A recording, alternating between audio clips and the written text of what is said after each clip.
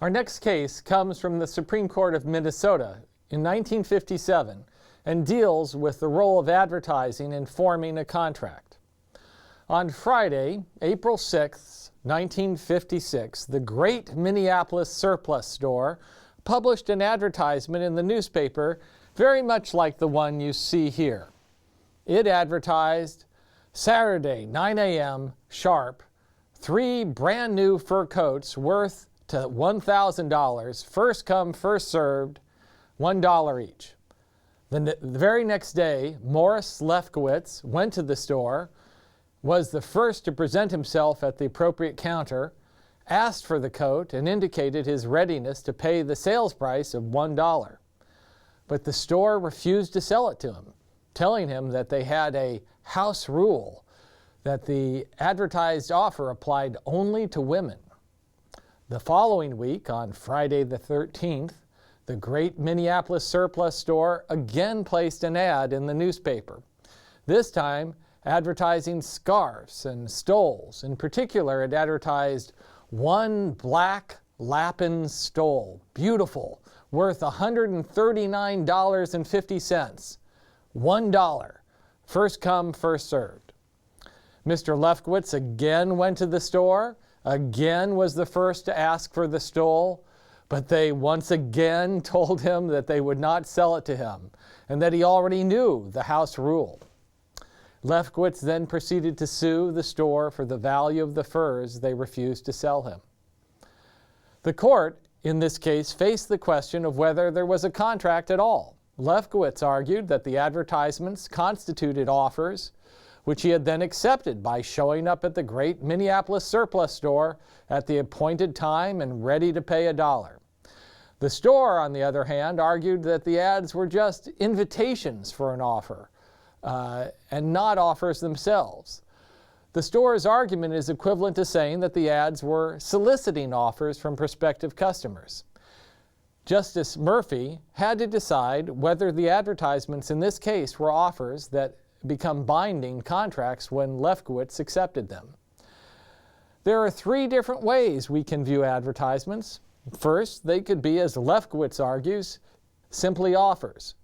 Once they are accepted, they become binding contracts. Second, they might instead be just notices that the seller plans to make offers at a particular time and place in the future. Or third, they might be solicitations, notices that the seller would like to receive offers from interested buyers. In general, advertisements nowadays are usually interpreted to belong to categories 2 and 3. Category 1 is rather exceptional. The court lays out a rule for when advertisements constitute an offer, saying that where the offer is clear, definite, and explicit and leaves nothing open for negotiation, it constitutes an offer, acceptance of which will complete the contract. That is, if an ad specifies the exact exchange, the terms that will take place, and exactly what the buyer must do in order to take advantage of it, the ad is an offer and the buyer can enforce once he or she has accepted it. Take note of something odd about this rule. It seems to be intended to encourage definite contracting, presumably to protect consumers from unscrupulous businesses. But what would you do if you owned a store and you read this opinion? You would make sure that all advertisements in the future were indefinite enough that no one could enforce them against you in court. Justice Murphy goes on to apply the rule to the 2 advertisements that Lefkowitz saw. He finds that the first advertisement for the coat was not an offer. Worth to $100 was not sufficiently definite. Would a coat being worth $50 or $60 be relevant? Would it have to be exactly $100? But the second advertisement, which exactly specified the value of the stole, was definite enough. And so Lefkowitz was able to receive expectation damages, the $139.50 value of the stole minus the $1 he would have had to pay for it. Notice that Murphy's rule has a perverse, likely consequence. The reluctance of courts to enforce indefinite contracts seems to be intended to encourage both parties to take more care to resolve ambiguities in their drafting language. But Justice Murphy's being unwilling to give legal effects to indefinite offers might have the opposite effect. What would you do if you owned a store the week after you read this opinion? What kind of an ad would you place the next week? Well, you might make sure that all advertisements you issued from here on out were indefinite enough by saying things like worth $2 X so that no one could enforce them against you in court. As for the house rule, Justice Murphy deals with it quite quickly. The restriction was not part of the original offer, and, quote, while an advertiser has the right at any time before acceptance to modify his offer, he does not have the right after acceptance to impose new or arbitrary conditions.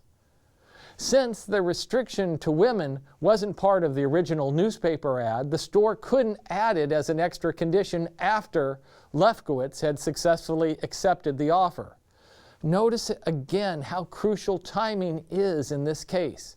If the store manager had called out, "We revoke the offer," before Lefkowitz said anything, or if a large sign on the outside of the store said, "We revoke our code offer," then Lefkowitz might have lost even with regard to the second ad.